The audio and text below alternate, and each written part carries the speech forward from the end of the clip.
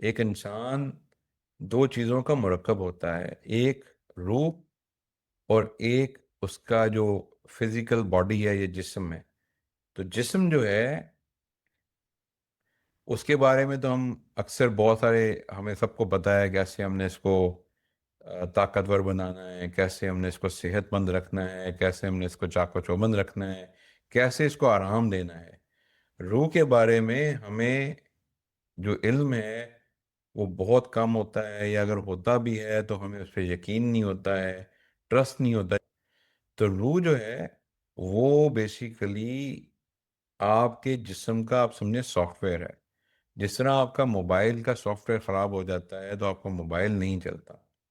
Soft where تو کوئی نظر آنے والی چیز تو نہیں ہے نا، لیکن اگر وہ خراب ہو جاتا ہے تو آپ کا موبائل نہیں چلتا، آپ کا کمپیوٹر نہیں چلتا۔ آج بڑے بڑے جہاز ہیں، اگر ان کا سافٹ ویئر خراب ہو جائے گا تو ہوا میں وہ چلتے چلتے گر جائیں گے۔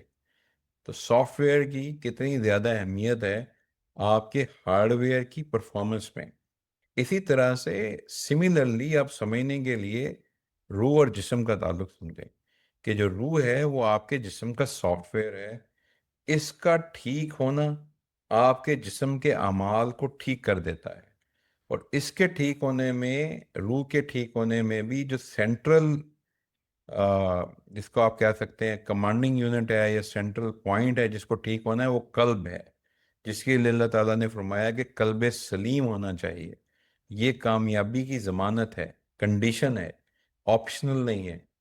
تو اب جو قلب ہے، روح کا قلب، اس کے اندر بھی جو فنڈامنٹل چیز ہے وہ نیت ہے۔